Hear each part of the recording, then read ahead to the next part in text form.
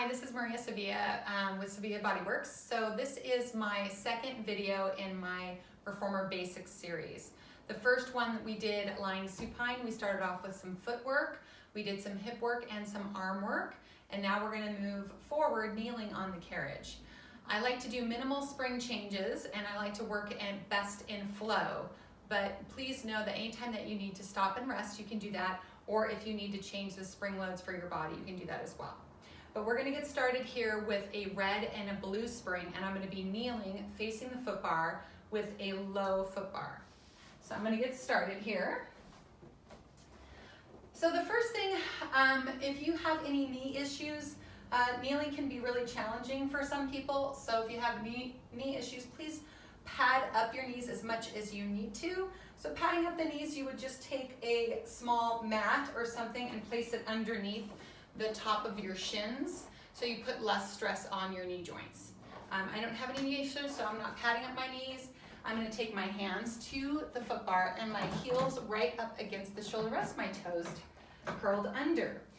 I'm going to pitch myself back with my hips up high and my arms reaching long. The first move I'm going to do is just the movement of the hips. So the hips are going to go down and I'm going to go kind of in like a little kneeling plank position and then come back. And my goal is to keep the distance of my body from the foot bar. So my arms are just staying nice and long. I'm setting myself up here. Keeping a stable shoulder involves thinking about opposition through the joints. So from the elbow down, I'm pushing down and through the wrists, and from the elbow up, I'm drawing up and into the shoulders. My abs are pulled in and my collarbones are nice and wide. So last one, I'm going to come in like this. So I'm opening up the hips and then I'm going to come all the way back in. Then I'm going to drop my hips forward. So I'm going to bring my chest above my shoulders. I'm going to broaden my collarbones, pull my belly up into my spine. I'm going to look upright. Dropping my hips towards the floor, I'm now going to move my shoulders out and in. So the first move was all about the hips moving, keeping the shoulders stable. And the second move is all about keeping those hips stable and moving from the shoulders. So I'm in a slight extension here. I feel my abs drawing up and in. I'm opening and pulling up and my gaze gently comes up. And as I go down, I'm looking down. So I'm going to do 2 more of these and then I'm going to kind of combine them in a circular motion. So the next move I'm going to do is I'm going to come in. I'm going to pull the carriage all the way to the stopper, bring myself forward, and then pull my hips back. So my hips go back now. I'm stabilizing through the shoulders. I'm dropping my hips down. I'm pausing to take a breath. Then I'm inhaling to come up and through again. Come to the stopper. Bring my hips back. Push out. Bring my hips down and then come all the way up. So you can see it's kind of circular. It feels quite nice. And you can pause at each step to just check your alignment.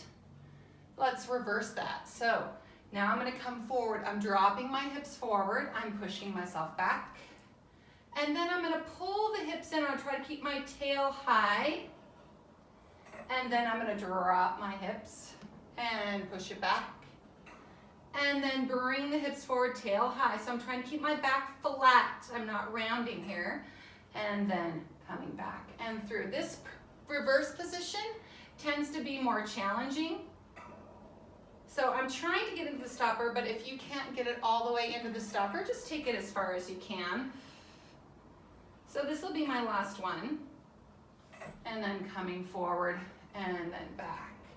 So then I'm going to bring it all the way in. At this point, if you need to drop a spring, that's fine. You can drop a blue spring and just have a single red. Then you're going to bring your knees forward. And again, if this is hard on your knees, make sure you pad up your knees. There's also option to stay back here if you'd like, but it tends to be a little bit shorter range of motion through the shoulders, and we want to try to increase our range. So we're going to come all the way out here, and I'm going to come down almost like in a child's pose. So this can be precarious for the shoulders. If you have any shoulder issues, this is kind of like doing an overhead, and you might want to omit these exercises or drop the spring to the lightest weight that you can manage. My abs are pulling up and in. I'm stabilizing my spine, and I'm almost like grazing my nose right over the foot bar as I'm pressing out and in. My elbows are wide. This is not really heavy. If you were to stay on the blue, you would definitely feel a lot more work, and that's up to you. Elbows wide, and then I'm gonna press out. I'm gonna bring my elbows in. So this is for my triceps. Coming in and out. And I'm not completely down into a child's pose. If I come down a little bit more, that's fine. That's okay for my body. But child's pose isn't in everybody's wheelhouse, so feel free to come up a little bit more if you need to. Also, the other thing about coming up more is I find that I have to use my abs more. I can't just rest on my legs. So I'm gonna do 2 more of these. I'm definitely feeling my triceps. And then I like to finish off with pressing all the way out, reaching, lengthening arms, looking down, and then lifting the chest and returning all the way in. Okay, so now what we're gonna do is we're on that single red spring. We're going to stay there and we're gonna move into some side work. So the side work is mermaid.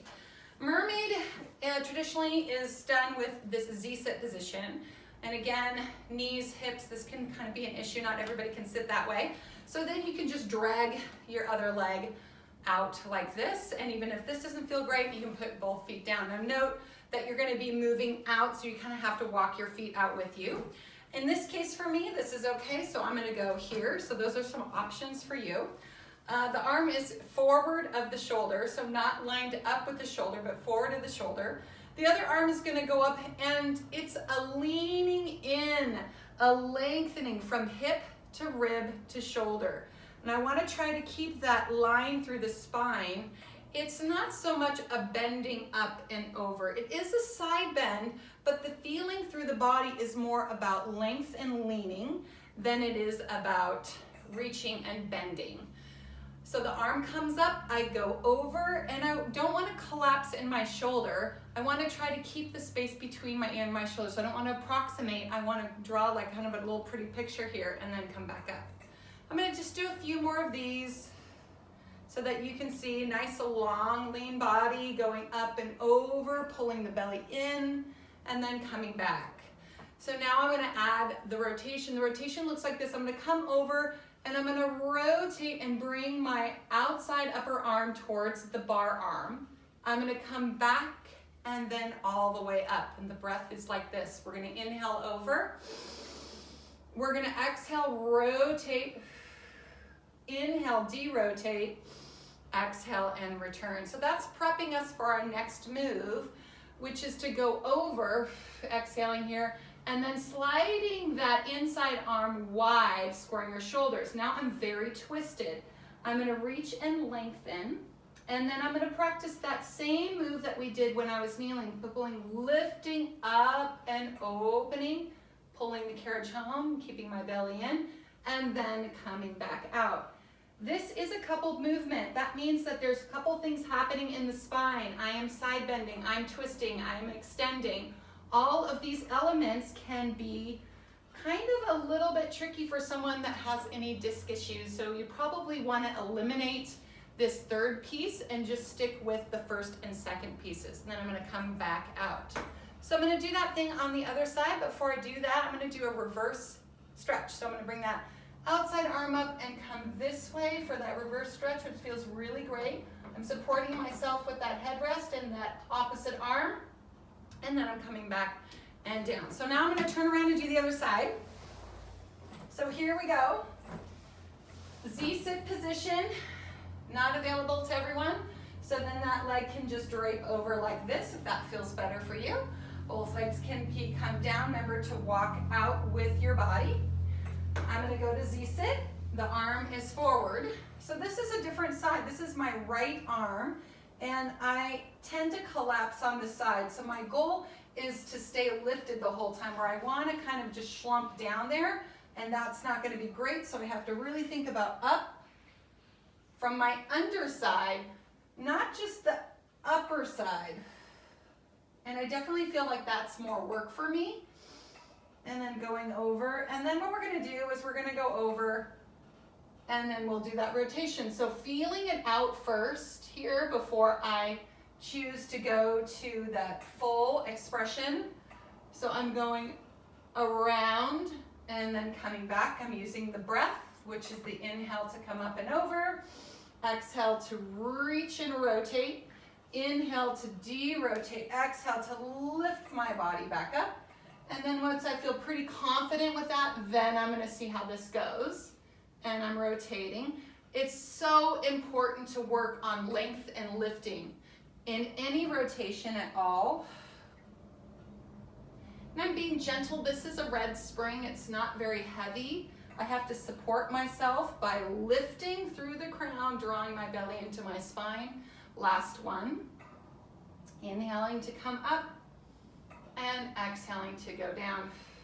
And then sliding that arm back, supporting myself before I de-rotate, and then come all the way up.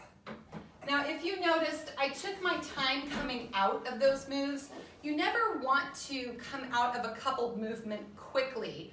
Take one part at a time, see how your body feels. And again, if that third move does not feel great, you can completely omit that and just work on the reaching over and the slight rotation of the upper torso. So now we're gonna get up kneeling and do some rear facing arm work. And I'm going to be facing the risers here. I'm still on the red spring. If you don't like that, you can move down to a blue.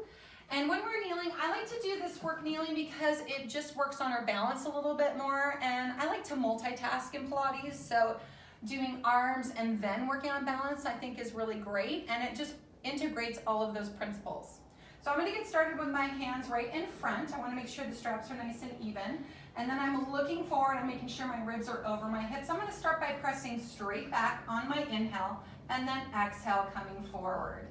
So this is about the back of the arms. And when you're using the back of the arms, I like to think about opening the chest as well, but not moving the rib cage, which is hard. Lots of people want to push the ribs forward, and I just want to keep my columns aligned. So that's why kneeling, you kind of have to think a little bit more about being upright. And I think I've done about 6 or 7. So I'm going to pause at this next one. I'm going to take the arms all the way back on my inhale. And I'm going to turn my head over to my right and drop my left shoulder. And then I'm going to come center and turn my head over to my left and drop my right shoulder. And then come center and then exhale. So that's the move. I like to alternate my head turn each time. The breath is like this. Inhale.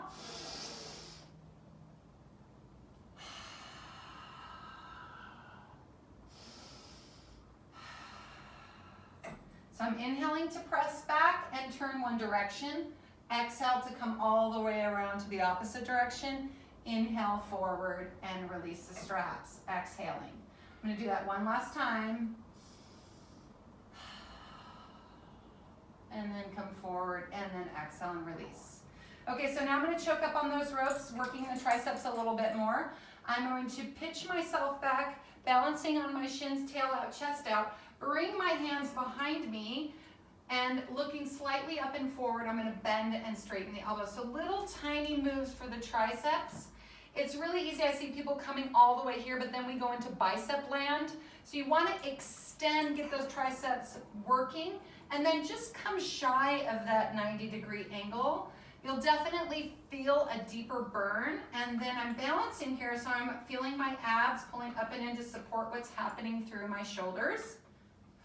So I'm going to do 3 more of these because it does feel a little heavy, but you know, I can always scooch back a little bit and do some more if I'd like. So your choice to choke up on the ropes, making it a little heavier, or back further to make it lighter. Now hold it back there, gently pull yourself all the way up, keep those hands back, and then come forward. Woo! That's an awesome tricep burner. So I'm going to cross the ropes here, and then I'm going to move into my row. So I'm pulling straight back. One of the things that I notice is a challenge for most people when doing this is not to break the wrists. So most people want to break the wrists to pull the straps back. Keep thinking of the upper back of the arms working, and keep your hold light through your wrists. Allow your lower arms to just follow along with what the upper arms are doing. And I'm going to do a few more. I can feel kind of this little like rubbing in my shoulders right now.